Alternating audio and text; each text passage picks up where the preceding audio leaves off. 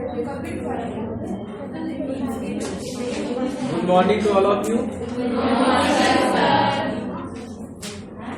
आज हम पढ़ेंगे अर्बन सेटलमेंट के बारे में, क्योंकि आज हमारा जो चैप्टर रहेगा अर्बन सेटलमेंट। कल हमने पढ़ा था रूरल सेटलमेंट्स के बारे में, उसके पैटर्न्स के बारे में, उसके टाइप्स के बारे में और उसकी कॉन्सिक्वेंसेस के बारे में, प्रॉब्लम्स के बारे में।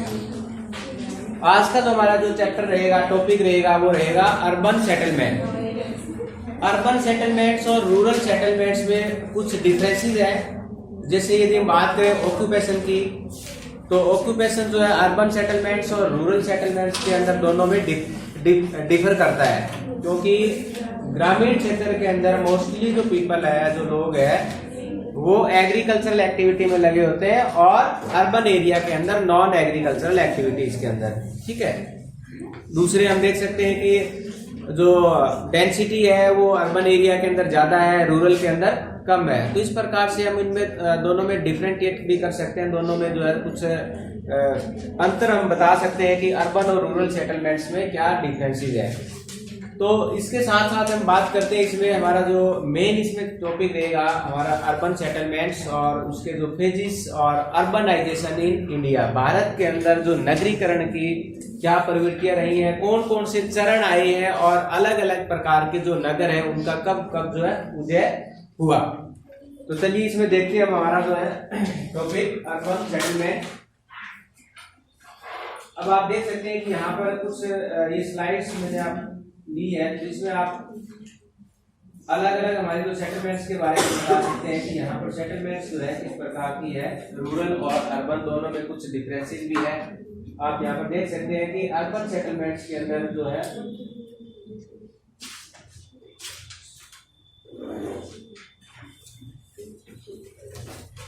ये देख सकते हैं आप रूरल सेटलमेंट का एक एग्जांपल, और ये है अर्बन सेटलमेंट। ठीक है। ये जो सीन है ये गुवाहाटी का है और ये तुली नागालैंड से लिया गया है। तो ये दोनों में आप डिफरेंस दे सकते हैं कि यहाँ पर जो सेटलमेंट की बात करें, यदि यहाँ पर सेटलमेंट की बात करें तो यहाँ पर लोगों का जमावड़ा ज्यादा है, कंसंट्रेशन ऑफ जो पॉपुलेशन या उनका बात करें, डेंसिटी की बात करें तो वो ज्यादा है। डेंसिटी अर्बन एरिया के अंदर ज्यादा होती है as compared to the rural area. ग्रामीण क्षेत्रों के मुकाबले में जो हमारे शहरी क्षेत्र होते हैं वहां पर जनसंख्या ज्यादा होती है। तो आगे हम इसे में बात करें कि अर्बन एरिया और रूरल एरिया में क्या डिफरेंस है, कहाँ इनका जो चरण हुआ, मतलब इसके अलग अलग फेजेज आए अर्बनाइजेशन के। उससे पहले मैं आप लोगों को दो टर्म्स, जिसमें एक हमारा कॉन्स्टिट्यूशनल टाउन जिसको हम संवैधानिक नगर बोलते हैं, और दूसरा हमारा सेंसस टाउन जिसको हम जनगणना नगर बोलते हैं, वो क्या होते हैं वो समझना बहुत जरूरी है। जो भी हमारे कॉन्स्टिट्यूशनल टाउन्स होते हैं उसके अंदर हमें क्या देखने को मिलता है, हमें उसके अंदर चाहिए कोई नोटिफाइड एरिया चाहिए। इसके अंदर एक नोटिफाइड एरिया हो, या कोई म्युनिसिपल कॉर्पोरेशन हो, या कोई कैंटोनमेंट बोर्ड हो। इस प्रकार के जो नगर होते हैं उनको कॉन्स्टिट्यूशनल या संवैधानिक नगर का नाम दिया गया है। दूसरा जो हमारा है इसमें जनगणना नगर, जनगणना नगर या सेंसस टाउन। जनगणना नगर वो नगर होता है, इसके लिए कुछ टर्म्स है, टर्म एंड कंडीशन की बात करें तो एक जनगणना नगर वो नगर हो सकता है जिसकी जो पॉपुलेशन है वो मिनिमम 5,000 हो, वहां की जो डेंसिटी है, घनता हो, वो 400% पर स्क्वायर किलोमीटर हो, और कुल जनसंख्या का 75% जो मेल पर्सन है they are engage in non agricultural activity, वो गैर कृषि कार्यों के अंदर लगा हुआ। यदि कोई बड़ा विलेज या कोई छोटा टाउन इस कंडीशन को पूरा करता है तो उसको हम बोल सकते हैं कि सेंसस टाउन या जनगणना नगर। तो यहाँ पर आप देख सकते हैं अर्बन एंड अर्बनाइजेशन। अर्बन क्या है, यानी कि जिसको बोलते हैं कि शहरी। ठीक है। एक शहरी जो क्षेत्र होता है, urban originate from the Latin word अर्ब मीन्स सिटी। ये एक लैटिन वर्ड है जिसका मतलब होता है सिटी यानी कि शहर, and urbans means related to the city known as urban in English, यानी कि जो शहरी क्षेत्र से संबंधित होता है उसको हम क्या बोलते हैं, अर्बन बोलते हैं। तो इस प्रकार अर्बनाइजेशन क्या है, the population increase in rural in urban areas. Urbanisation का मतलब, सिंपल सा मतलब क्या है कि जो नगरीकरण है उसके अंदर लोगों की संख्या का बढ़ना, शहरी क्षेत्र के अंदर लोगों की जनसंख्या का या लोगों की संख्या का बढ़ना, इसके पीछे दो कारण हो सकते हैं। एक तो ये हो सकता है कि लोग आसपास के एरिया से आकर वहां पर रहने लग जाए, या दूसरे एरिया से उस एरिया के अंदर माइग्रेट कर जाए, क्योंकि अर्बन एरिया जो होते हैं वो हमें मल्टी फंक्शन फैसिलिटी प्रोवाइड करवाते हैं। वहां पर बहुत सारी जो है एक ही जगह पर हमें अलग अलग प्रकार की सुविधाएं मिलती है, इसलिए ज्यादातर जो लोग हैं अर्बन एरिया के अंदर आकर रहने लग जाते हैं। इसकी वजह से वहां की जो डेंसिटी है वो बढ़ जाती है। अब आप देख सकते हैं कि वर्ल्ड के अंदर जो अर्बनाइजेशन की बात करें, थोड़ा सा अर्बनाइजेशन इन द वर्ल्ड, तो यहां देख सकते हैं कि 1950 में जो अर्बनाइजेशन था, ठीक है, ये अलग अलग कंट्रीज का दे रखा है। ये तो आप देख रहे हैं पूरे वर्ल्ड का है।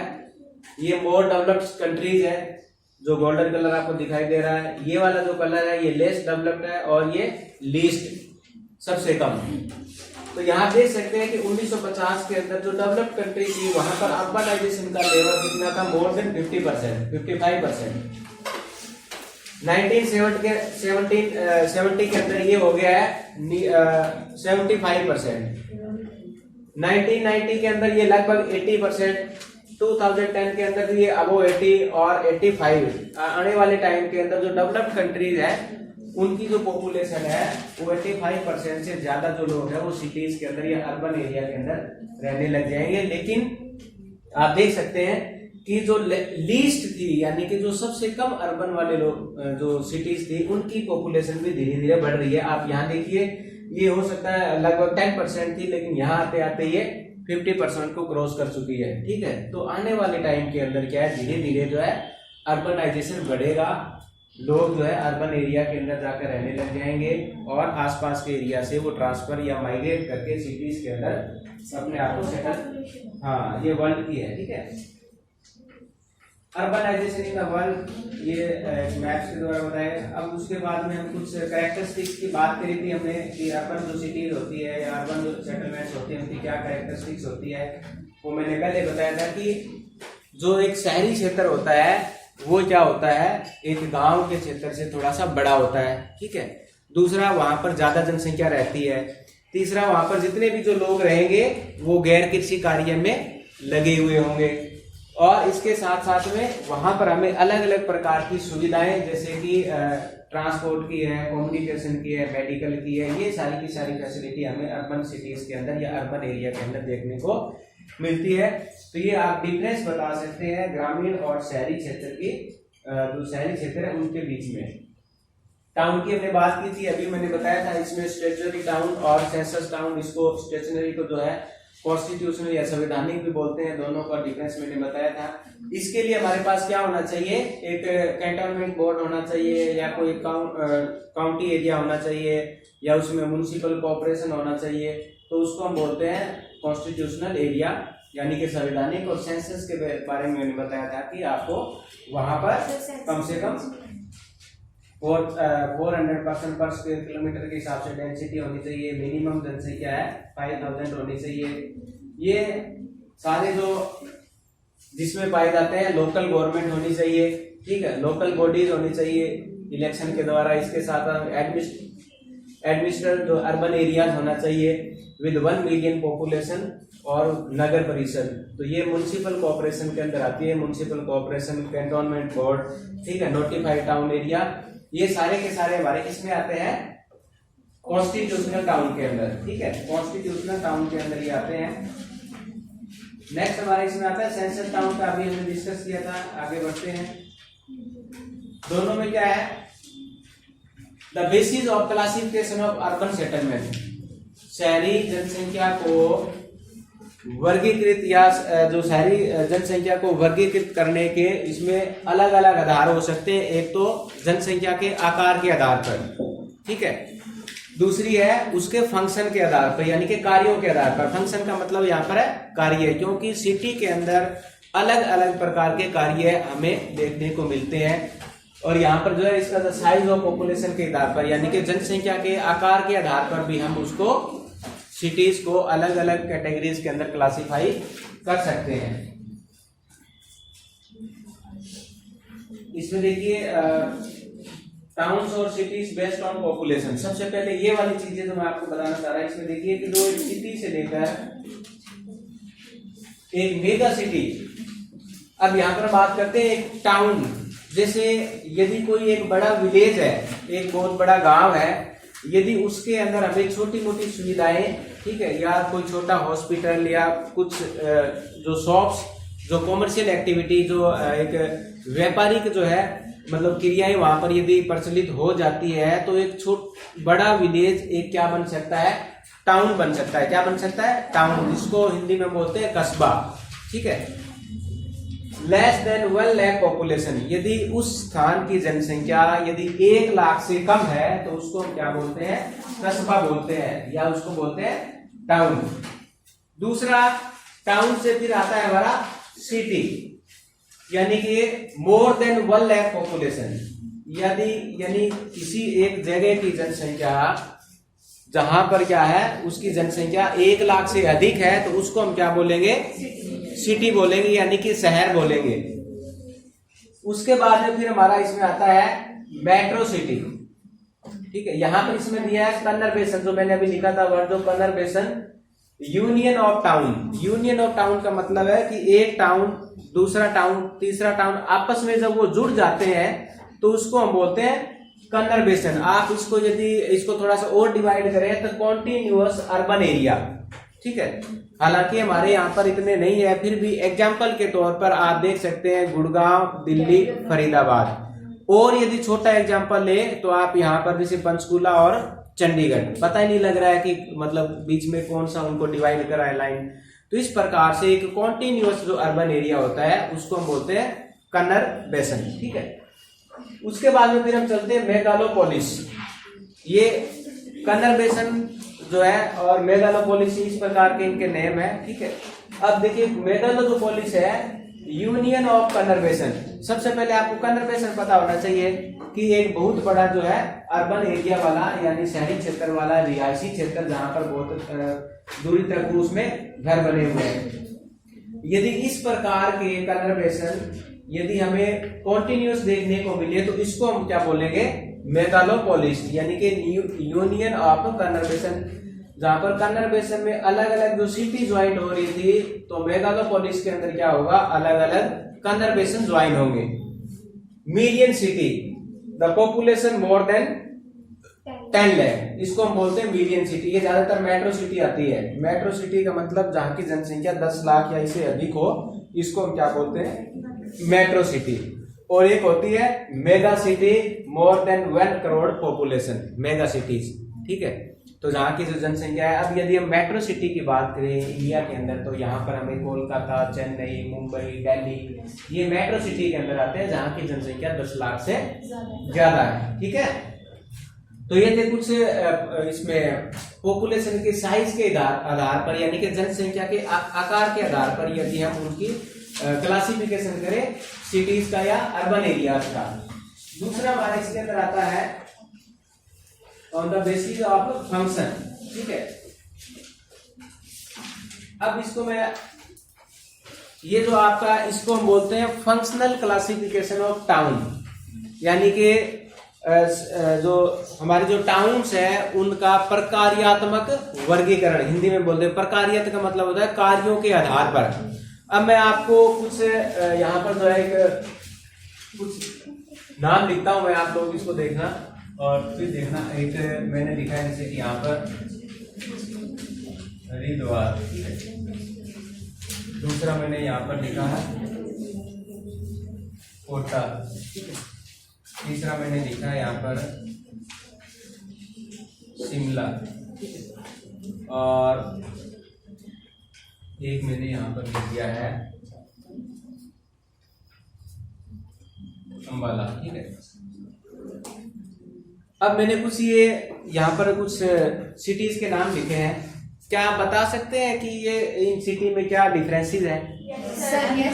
क्या सर जो हरिद्वार है वो रिलीजियस टाउन, रिलीजियस हो गया, सर जो कोटा एजुकेशनल, ये एजुकेशनल हो गया, सर जो शिमला है वो टूरिस्ट प्लेस, टूरिस्ट हो गया, ये अंबाला जो है वो एडमिनिस्ट्रेटिव टाउन है शायद, इसको बोलते हैं डिफेंस या कैंटोनमेंट। अब आपने ये इसको कैसे पता लगाया कि ये डिफेंस वाला है, ये टूरिस्ट वाला है, ठीक है, ये कोटा एजुकेशन वाला है।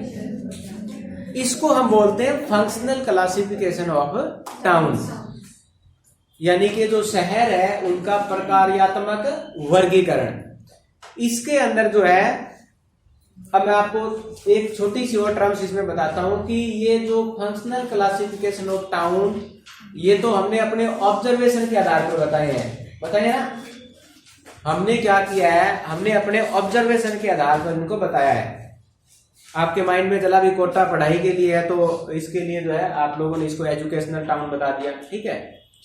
अब यदि हम बात करें तो ये जो क्लासिफिकेशन होते हैं इस प्रकार के, ये होते हैं तीन, इसके अंदर मेथड्स होते हैं, तीन विधियां होती है, मेथड, ठीक है। मेथड से यदि हम बात करें तो देयर आर 3 मेथड। इस प्रकार से यदि हम फंक्शनल क्लासिफिकेशन ऑफ टाउन की बात करें तो यहां पर सबसे पहला जो मेथड है जो आप लोगों ने अप्लाई किया है वो है ऑब्जर्वेशन बेस्ड, ठीक है। ऑब्जर्वेशन यानी कि इसको पर्यवेक्षण बोलते हैं जी। आपने उसको देखा और आपने देखने के आधार पर आपने उसको क्लासिफाई कर दिया, ठीक है। इसको हम क्या बोलते हैं, ऑब्जर्वेशन बेस्ड। पहला इसमें है ऑब्जर्वेशन बेस्ड, ठीक है, ऑब्जर्वेशन। दूसरा हमारे इसके अंदर जो आएगा मतलब इसको करने का, जो क्लासिफाई करने का, वो है ऑब्जर्वेशन कम स्टैटिस्टिकल मेथड। इसमें हम ऑब्जर्वेशन भी लगाएंगे अपनी, और साथ साथ में कुछ सांख्यिकी जो विधियां है उसको भी लगाएंगे। इसको हम बोलेंगे ऑब्जर्वेशन तो ऊपर लिखा है कम स्टैटिस्टिकल मेथड। और तीसरा जो हमारा इसके अंदर आता है प्योर स्टैटिस्टिकल मेथड, शुद्ध सांख्यिकीय विधि, प्योर स्टैटिस्टिकल, ठीक है।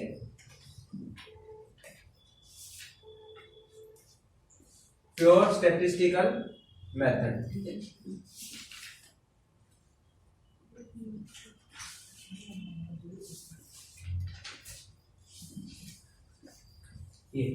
ये ऐसा है, इसमें हालांकि मतलब इसमें नहीं है क्लासिफिकेशन का इतना, लेकिन फिर भी ये एक्स्ट्रा पॉइंट है, आने वाले टाइम के लिए भी आपको बेनिफिट रहेगा इसका। तो शहरों को क्लासिफाई करने के इसमें हमने 3 तरीके देखे, ठीक है। अब हम बात करते हैं फंक्शनल क्लासिफिकेशन ऑफ टाउन। जैसे कि इन 3 मेथड के आधार पर, इन 3 विधियों के आधार पर, ये आरुसो एक व्यक्ति का नाम था, ठीक है, अमेरिका का, जिसने ये मेथड अप्लाई किया था। और अलग अलग वर्ल्ड के अलग अलग, उसने ज्यादातर अमेरिका के अंदर किया था अपना ऑब्जर्वेशन, तो उसने अमेरिकन नगर को अलग अलग कैटेगरीज के अंदर डिवाइड किया था या उसको क्लासिफाई किया था। तो हम यहाँ पर बात करते हैं कि इसका जो फंक्शनल क्लासिफिकेशन के आधार पर यदि बात करें तो नगरों के कितने प्रकार हो सकते हैं। तो कुछ तो मैंने जो अभी ये पॉइंट जो लिखे थे इसमें ये आप लोगों ने देखे होंगे, लेकिन कुछ इसके अंदर हम देखते हैं ये वाले जो नगर है ये आपके बुक्स के अंदर भी दिए गए हैं। जैसा कि पहला इसके अंदर दिया है डिफेंस टाउन। क्या है? Defence town. They are the centre of military activities like city of Meerut and its cantonment.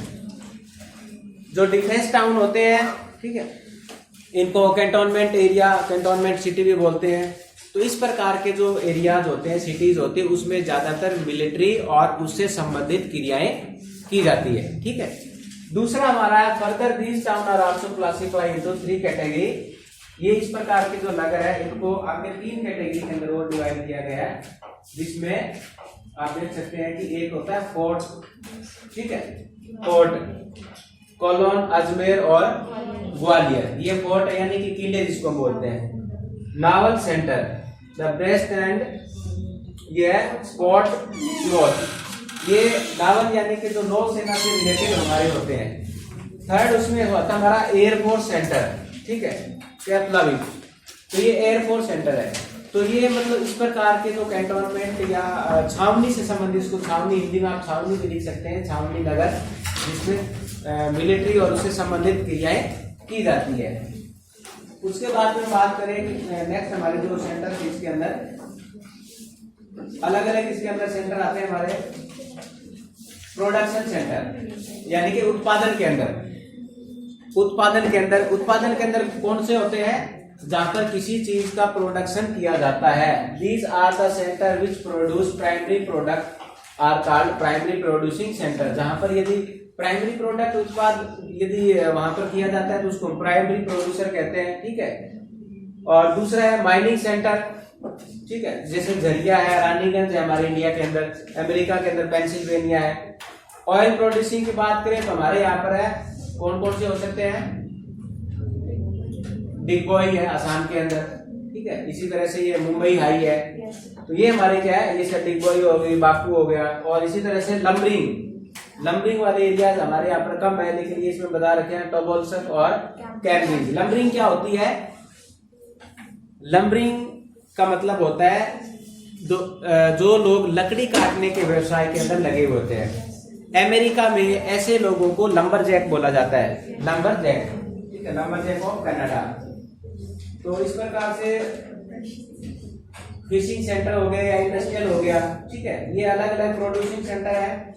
Next question बात करें ट्रेड एंड कॉमर्स सेंटर, यानी हम बात कर रहे हैं फंक्शनल क्लासिफिकेशन ऑफ टाउन की, तो उसमें व्यापार और वाणिज्य से संबंधित इस प्रकार के टाउन्स होते हैं, वो ज्यादातर व्यापार और वाणिज्य से संबंधित उनका जो है रिलेशन होता है। जैसे लंदन हो गया, न्यूयॉर्क हो गया, हांगकांग हो गया। हमारे यहाँ पर जो मुंबई एक कॉमर्शियल सिटी मानी जाती है, ठीक है। और इसी प्रकार से हमारे होते हैं एडमिनिस्ट्रेशन टाउन, यानी कि प्रशासनिक नगर। जितने भी हमारे राज्यों की राजधानियां हैं, ठीक है, या अलग अलग देशों की कैपिटल्स है, वो सारे के सारे क्या है, प्रशासनिक नगर आते हैं, क्योंकि वहां पर प्रशासन से संबंधित कार्य किए जाते हैं, the works related with the administrative, ठीक है। ये सारे के सारे हेडक्वार्टर्स होते हैं हमारे इसमें। और नेक्स्ट हम बात करें कल्चरल, जैसे कि अभी मथुरा है, एक इंडस्ट्रियल भी है लेकिन एक कल्चरल भी है, ठीक है। और यहाँ पर हम बात करें थोड़ा अयोध्या हो गया, मक्का हो गया, मदीना हो गया, वेटिकन सिटी हो गया, और हमारे और थोड़ा इलाहाबाद हो गया, हरिद्वार हो गया। ये सारे के सारे हमारे आते हैं कल्चरल टाउन, यानी कि सांस्कृतिक नगर, जहाँ पर संस्कृति और उससे संबंधित क्रियाएं की जाती है, पूजा पाठ, धर्म वगैरह, ठीक है। अब हम बात करते हैं कि भारत के अंदर जो नगरों का जो अर्बनाइजेशन है। Before we discuss urbanisation in India, के भारत के अंदर नगरीकरण की जो प्रवृत्ति है, उससे पहले मैं आपको बता दूं कि इंडिया के अंदर जो नगर जो बने हैं वो 3 समय पीरियड के अंदर बने हैं। वो हम पहले भी डिस्कस कर चुके हैं कि इसके लिए जो 3 समय पीरियड हमारे कौन कौन से रहेंगे। पहला हमारा इसके अंदर है एंशिएंट पीरियड, यानी कि प्राचीन नगर। यदि बात करें इसको तो सबसे पहला हमारे इसके अंदर आता है प्राचीन नगर, ठीक है। प्राचीन यानी कि एंशिएंट टाइम के जो नगर है, ये इनका जो टाइम पीरियड हमारा इसके अंदर लगभग है वो आज से 2000 साल से पहले, ठीक है।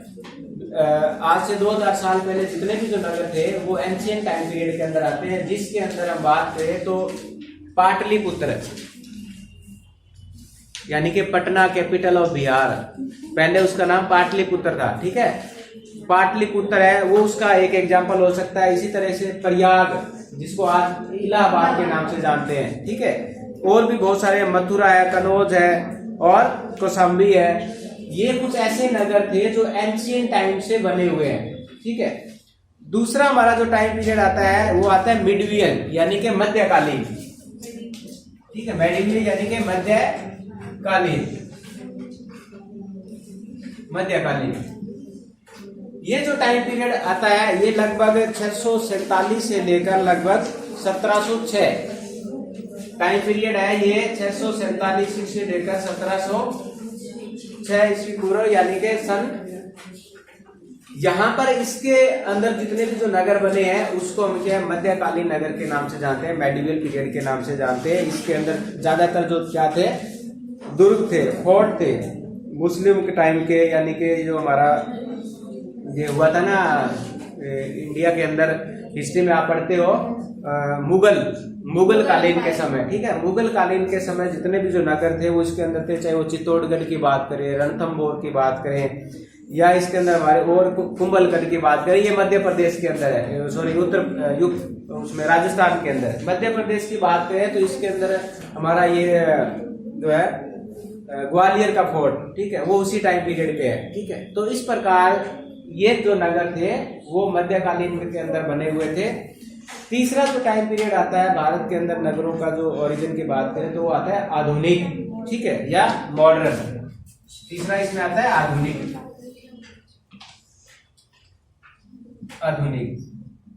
आधुनिक की यदि हम बात करें तो इसमें 1707 के बाद का जो पीरियड है, यानी कि 1707 के बाद का जो पीरियड है वो आधुनिक पीरियड के नाम से जाना जाता है। इसमें भी अलग अलग ब्रिटिश टाइम के, ठीक है, पुर्तगाली टाइम के, ब्रिटिश टाइम के, और बाद में इंडिपेंडेंट के बाद के हमारे की बात करें आफ्टर इंडिपेंडेंट या 1901 से लेकर बात करें तो यहाँ पर हमें बहुत सारे नगर देखने को मिलते हैं। यदि हम थोड़े से वेल प्लान नगर की बात करें तो भुवनेश्वर हो गया, चंडीगढ़ हो गया, न्यू दिल्ली हो गया, ये सारे के सारे जो नगर है वो हमारे एंशियंट टाइम के आते हैं। इसके साथ साथ में इंडस्ट्रियल टाउन की बात करें, औद्योगिक नगरों की बात करें तो राउरकेला है, भिलाई है, झरिया है, जमशेदपुर टाटा का जो नगर है वो भी 1707 से ही शुरू हुआ है। तो इस प्रकार के जो नगर है, और धीरे धीरे अब आपको पता है कि नए नए नगर बस रहे हैं। आज जो हमारे इंडिया के अंदर जो अर्बनाइजेशन है वो काफी बढ़ चुका है। तो ये जो तीन जो नगर थे, यानी कि भारत में नगरों का उदय या origin of towns in India, Bharat में नगरों का जो उदय है वो इन तीन टाइम पीरियड के अंदर हुआ था, प्राचीन के अंदर, मध्यकालीन के अंदर और आधुनिक। अब हम थोड़ा सा इसमें आगे फर्दर बात करते हैं कि भारत के अंदर जो अर्बनाइजेशन है, अर्बनाइजेशन, तो इसमें तीन पीरियड आए थे। मैं आपको बता दूं, पहला जो पीरियड हमारा इसके अंदर है period of slow urban growth, यानी कि जिसमें भारत के अंदर जो है नगरीकरण की जो प्रवृत्ति थी वो धीमे गति से बढ़ी, ठीक है। ये तीन पीरियड है, इन तीन पीरियड का टाइम मैंने यहाँ लिखा हुआ है कि भारत में नगरों का जो उद्देश्य से संबंधित जो हमारी जो चरण है, पहला है period of slow urban growth, धीमी गति से बढ़ने वाला पहला, जिसमें जो अर्बनाइजेशन है यानी कि अर्बन एरिया के अंदर, शहरी क्षेत्र के अंदर लोगों का जो जनसंख्या है या उसका जो प्रतिशत है वो कम मात्रा में हुई। ये जो टाइम पीरियड है बिफोर 1931, 1931 से पहले का जो टाइम पीरियड है, उस टाइम पीरियड तक भारत के अंदर अर्बनाइजेशन बहुत कम था। दूसरा जो पीरियड है वो मिडवियल यानी कि मध्य, ये 1931 से लेकर 1961 तक, 1931 टू 1961। और जो तीसरा पीरियड है रैपिड ग्रोथ, यानी कि इसमें बहुत तेज गति से अर्बनाइजेशन के अंदर बढ़ोतरी हुई, वो है 1961 से लेकर 2011। अब इन तीनों चरणों को हम थोड़ा डिस्कस कर लेते हैं वन बाय वन कि कहाँ किस पीरियड के अंदर ज्यादा डिस्कशन हुआ है। अब ये देखिए, ज्यादा टाइम आपका नहीं लेंगे। पीरियड ऑफ 50 ईयर्स, यानी कि ये जो पीरियड्स है वो पहली जो हमारी सेंसस है 1881 से लेकर, वहां से लेकर 1931 की यदि बात करें, 50 सालों के पीरियड की बात करें, इसके अंदर जनसंख्या के अंदर जो परिवर्तन है यानी कि अर्बन से जो रूरल से जो अर्बन एरिया की तरफ है वो काफी कम रही। अब आप देख सकते हैं यहाँ पर देखिए कि only 9.3% of the India's population was living in urban area. पूरे भारत की लगभग 9% जनसंख्या ही अर्बन एरिया के अंदर रहती थी, शहरी क्षेत्र के अंदर रहती, विच स्लोली इंक्रीज टू, और धीरे धीरे ये बढ़ गई कितने में, 11.99 में, ठीक है, परसेंट इन 1931। यदि हम बात करें ना 1881 में कितनी थी, 9%, और 1931 में कितनी होगी, 11%। कितनी हो गई, 11%। ये वाली, ये परसेंट इसके अंदर हो गई है 11%, ये वाला, ठीक है। तो कितनी कम, ये इसको हम एक ये मान के चले भी नेग्लिजिबल है, यानी कि इसकी कोई गणना नहीं है। 9 से लेकर 11 में आना कोई ज्यादा मतलब इंक्रीज नहीं हुआ है, लेकिन इसके पीछे भी कुछ कारण थे। ये जो इंक्रीज हुआ है सिर्फ 2.69% ही बढ़ोतरी हुई है अर्बन एरिया के अंदर। ये यदि हम पीछे की तुलना की बात करें, यदि हम आगे चलते हैं इसमें, तो यहाँ पर इसमें कमी के कारण क्या रहे हैं, कुछ फैक्टर्स भी रहे हैं। एक तो प्राकृतिक कारण जिसके अंदर डिजास्टर यानी कि सूखा पड़ना है, फ्लड का आना है, बीमारियों का फैलना है, ठीक है। और साथ साथ में ये कुछ कारण रहे हैं, नेचुरल कारण रहे हैं, जिसकी वजह से इंडिया के अंदर जो अर्बन पॉपुलेशन की ग्रोथ है वो 2.69% तक ही बढ़ पाई 1881 से लेकर 1931 तक। दूसरा जो हमारा टाइम पीरियड है जो है पीरियड ऑफ मिडल ग्रोथ, ठीक है, यानी कि मध्यम गति से बढ़ने वाला जो टाइम पीरियड की बात करें तो यहाँ पर जनसंख्या 1931 में जो थी अर्बन पॉपुलेशन, कुल अर्बन जो पॉपुलेशन थी ये 1931 में 33.46 यानी कि 33.46 मिलियन पॉपुलेशन ही 1931 के अंदर क्या है वो अर्बन एरिया में थी, और वो बढ़कर 1961 के अंदर 78.9 यानी कि लगभग 2/4 जो जनसंख्या है, यानी कि 2 गुनी यहाँ पर थोड़ी बढ़ोतरी हुई है। यहाँ पर हमें देखने को मिलती है 11.99 से लेकर ये 17.97 तक बढ़ गई। तो इस प्रकार से यहाँ पर जनसंख्या के अंदर कुछ परिवर्तन हुआ, लेकिन ये भी धीमी गति से हुआ, इसमें ज्यादा परिवर्तन नहीं हुआ। और यहाँ धीमी गति से परिवर्तन के पीछे भी जो है कुछ ये कह सकते हैं कि यहाँ पर कुछ जो है, एक तो मेजर जो थ्रस्ट था वो ये था कि government of India and many industrial and state capital town come up immediately after independent, यानी कि भारत के स्वतंत्र होने के बाद में वह कुछ नए इंडस्ट्रियल और कुछ औद्योगिक जो टाउन या दूसरे जो टाउन है वो बनने शुरू हुए, तब जनसंख्या के अंदर बढ़ोतरी हुई।